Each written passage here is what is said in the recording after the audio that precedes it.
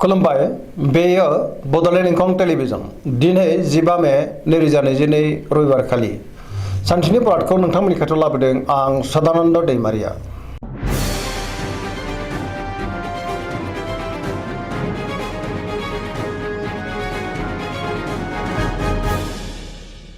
सिगां फरायनो लादों मेष राशि गिबि हांखो अ ल। दिनैनि साना मोजां आरो गाज्रिनि गेजेरजों बाबेनलांगोन। नेगेटिभ एनार्जिनि गोहोमबो गोग्लैनो हागौ। गुबुननि थाखाय नाङा फाङा जेंनायाव गोग्लैनांनोबो हागौ आरो गोबां खस्थ' मोननांनोबो हागौ। गोसोनि बोलोआ लोरबां जागोन। गुबुनजों थगायजानोबो हागौ। सांग्रां जानांगोन। गोसोआव जिंगाया बांगोन। गोसोखौ दिनै जोबोर गुलुं गुजुं मोनगोन। मावनो लानाय खामानिखौ मावफुंनो हागोन। देहाया मोजाङै थागोन। अब्लाबो नाथाय जानाय लोंनायाव सांग्रां जानांगोन। रांखावरियाव मोजां अब्लाबो नाथाय खरसायाबो बांगोन। बेफार फालांगियाव मोजां होनजायो। समाजाव मान मोनगोन। न'खराव दिनै अनलायनाय फैगोन। बहाबा बेरायहैनो एबा हान्थिनो खाबुबो मोननो हागौ। फरायसाफ्रा फरायनायाव गोसो दुंखांगोन आरो मोजां फिथाइ मोनगोन।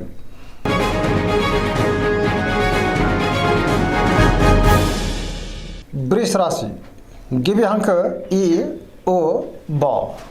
दिनैनि साना मोजां आरो गाज्रिनि गेजेरजों बाबेनलांगोन। बयजोंबो गोरोबनो रोंनाय नङा। सुथुरनि गोहोम गोग्लैनो हागौ। सांग्रां जानांगोन। गुबुननि थाखाय गोबां जेंनायाव गोग्लैनांनोबो हागौ।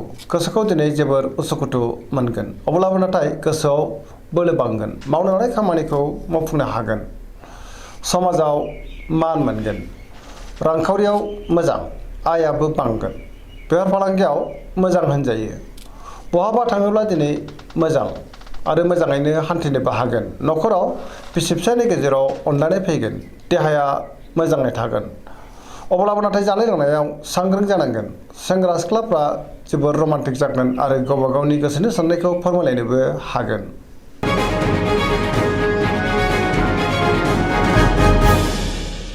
मिथुन राशि गिबि हांखो क स।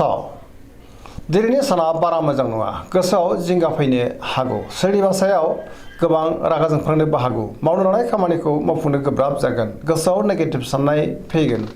गोसोनि बोलोआ लोरबां जागोन। देहाया मोजाङै थागोन। रांखावरियाव मोजां गोबां धोन आरजिनोबो हागोन। बेफार फालांगियावबो मोजां होनजायो। न'खराव अनलायनाय फैगोन। बिदा फंबायनि हेफाजाबखौ मोननो हागोन। समाजावबो मान मोनगोन। सोरबा लोगोआ हेफाजाब होगोन। सोरजोंबा बाख्नायजानोबो हागौ। गुबुननि हेफाजाबखौ मोननो हागोन। बहाबा थांनो खाबुबो मोननो हागौ। लाइमोनफोरनि गोसोआ दिनै जोबोर रमान्टिकबो जागोन। फरायसाफ्रा फरायनायाव गोसो दुंखांगोन आरो मोजां फिथाइ मोनगोन।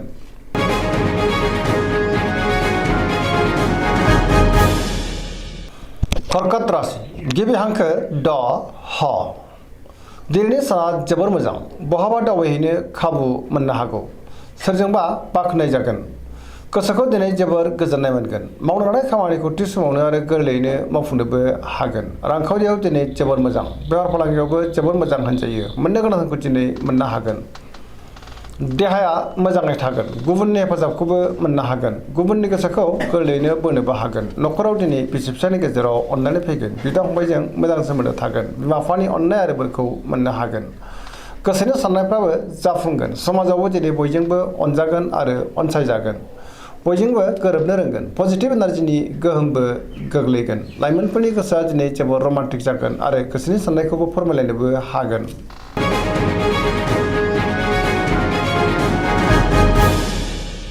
सिंह राशि गिबि हांखो म ट। दिनैनि साना जोबोर मोजां। जेरावबो जाफुंसार जानो हागोन। सोरजोंबा बाख्नायजानोबो हागौ। गुबुननि अनसायनाय मोनगोन। बहाबा दावबायनो खाबु मोननोबो हागौ आरो मोजाङैनो हान्थिनोबो हागोन। गोसोआव पजिटिभ साननाय फैगोन। गोसोनि बोलोआबो बांगोन। सोरजोंबा बाख्नायजागोन। सोरबा गोजाम लोगोजों बहाबा लोगो मोननानै गोसोखौ दिनै जोबोर गोजोननाय मोनगोन। मावनो लानाय खामानिखौ थि समावनो मावफुंनो हागोन। गोसोखौ जोबोर रमान्टिक मोनगोन। रांखावरियाव दिनै जोबोर मोजां। अब्लाबो नाथाय खरसायाबो बांगोन। बेफार फालांगियाव मोजां मुलाम्फा मोननो हागोन। न'खराव गोजोन थागोन। देहायाबो दिनै मोजाङैनो थागोन। समाजाव बयजोंबो अनसायजागोन आरो मान होजागोन। गुबुननि गोसोखौबो गोरलैयैनो बोनो हागोन। सेंग्रा सिख्लाफोरा जोबोर रमान्टिक जागोन आरो गावबा गावनि गोसोनि साननायफोरखौबो फोरमायलायनो हागोन। फरायसाफ्रा फरायनायाव गोसो दुंखांगोन आरो मोजां फिथाइ मोनगोन।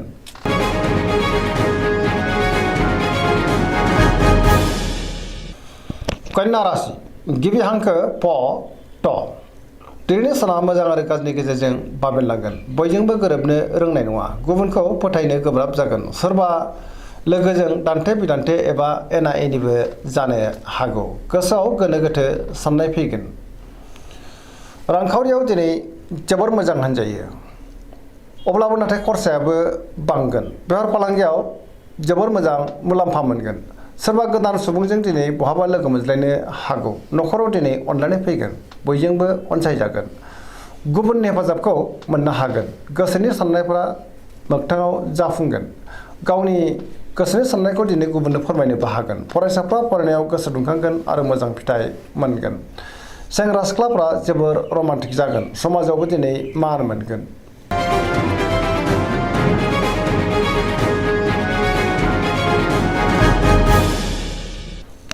तुला राशि गिबि हांखो र ट दिनैनि साना जोबोर मोजां। गोसोखौ जोबोर गोजोननाय मोनगोन। गुबुननि थाखाय मोजां खामानि मावनानै होनोबो हागोन। गुबुननि गोसोखौ गोरलैयैनो बोनोबो हागोन। बहाबा दावबायहैनो एबा हान्थिनो खाबु मोननोबो हागौ। गोसोआ दिनै जोबोर रमान्टिक जागोन। लाइमोनफ्रा गावबा गावनि गोसोनि साननायखौ फोरमायलायनोबो हागोन। गोसोनि बोलोआ बांगोन। गोसोनि साननायफोराबो दिनै मोगथाङाव जाफुंगोन। मावनो लानाय खामानिखौ थि समावनो मावफुंनो हागोन। देहाया मोजाङै थागोन। रांखावरियाव मोजां मोननो गोनांफोरखौ दिनै मोननो हागोन। न'खराव बिसि फिसायनि गेजेराव अनलायनाय फैगोन। बेफार फालांगियावबो दिनै जोबोर मोजां होनजायो। समाजाव दिनै गोबां मान मोननो हागोन। लिरनाय फरायनायाव आखा फाखा जागोन। गुबुनजों मान होजागोन आरो गावबो गुबुनखौ मान होनो रोंगोन। फरायसाफ्रा फरायनायाव गोसो दुंखांगोन। पजिटिभ एनार्जिनि गोहोमबो गोग्लैगोन।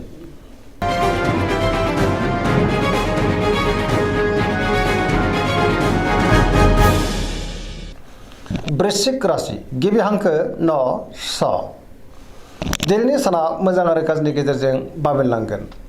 माखासे जेंनाजों मोगा मोगि जानांनो हागौ।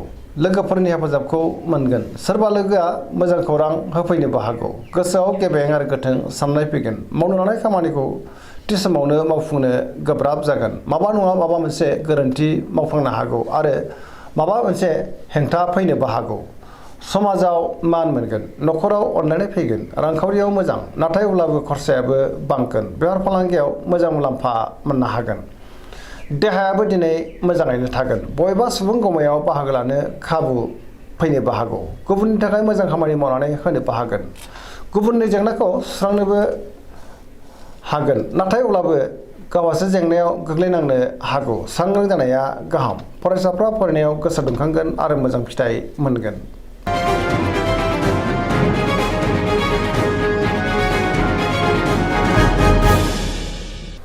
धनु राशि गिबि हांखो ढ फ भ दिनैनि साना जोबोर मोजां। गोसोनि साननाय आरो लुबैनायखौ दिनै मोननो हागोन। समाजावबो लोगो लेवा बांगोन। गोसोआव मोजां आरो गोग्गो साननाय फैगोन। पजिटिभ एनार्जिनि गोहोम गोग्लैगोन। सोरजोंबा बाख्नायजागोन आरो अनसायजागोन। गोसोनि बोलोआबो बांगोन। धोरोमारि बिथिङाव दिनै गोसो दुंखांगोन। मावनो लानाय खामानिखौ थि समावनो आरो गोरलैयैनो मावफुंनोबो हागोन। रांखावरियाव दिनै जोबोर मोजां, नाथाय अब्लाबो खरसायाबो बांगोन। मोननो गोनांफोरखौबो मोननो हागोन। बेफार फालांगियाव मोजां मुलाम्फा मोनगोन। देहाया मोजाङैनो थागोन। न'खराव बिसि फिसायनि गेजेराव अनलायनाय फैगोन। बिमा बिफानि अननाय आरो बोरखौ दिनै मोननो हागोन। बिदा फंबायजों मोजां सोमोन्दो थागोन। लाइमोनफोरनि गोसोआ दिनै जोबोर रमान्टिक जागोन आरो गावबा गावनि गोसोनि साननायफोरखौबो फोरमायलायनोबो हागोन।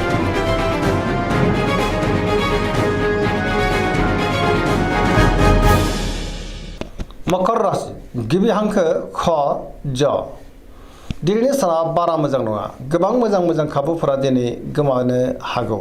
सोरबा सुथुरा गाज्रि नोजोर होखोमागोन। बहानिफ्रायबा गाज्रि खौरां फैनोबो हागौ। गोसोखौ दिनै जोबोर उसुखुथु मोनगोन। देहाया मोजाङै थागोन।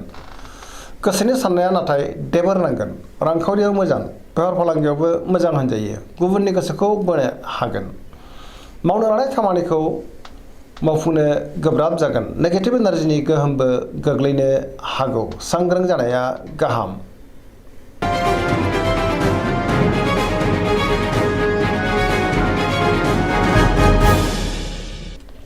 कुम्भ राशि गिबि हांखो ग स दिनैनि साना जोबोर मोजां सोरजोंबा अनजासो गारगोन गोसोखौ दिनै जोबोर गोजोननाय मोनगोन मावनानै खामानिखौ थि समावनो आरो गोरलैयैनो मावफुंनोबो हागोन गोबां मोजां खाबु मोननोबो हागौ बहानिफ्रायबा मोजां खौरां फैनोबो हागौ समाजाव दिनै गोबां मान मोनगोन रांखावरियाव जोबोर मोजां नाथाय अब्लाबो खरसायाबो बांगोन मोननो गोनां धोनखौ मोननो हागोन बेफार फालांगियाव मोजां मुलाम्फा मोनगोन पजिटिभ एनार्जिनि गोहोमबो गोग्लैगोन देहायाबो दिनै मोजाङै थागोन नखराव बिसि फिसायनि गेजेराव अननाय फैगोन बिमा बिफानि अननाय आरो बोरखौ मोनगोन गुबुनजों मोजां सोमोन्दो लाखिनो रोंगोन सेंग्रा सिख्लाफ्रा जोबोर रमान्टिक जागोन आरो गावबा गावनि गोसोनि साननायफोरखौबो फोरमायलायनोबो हागोन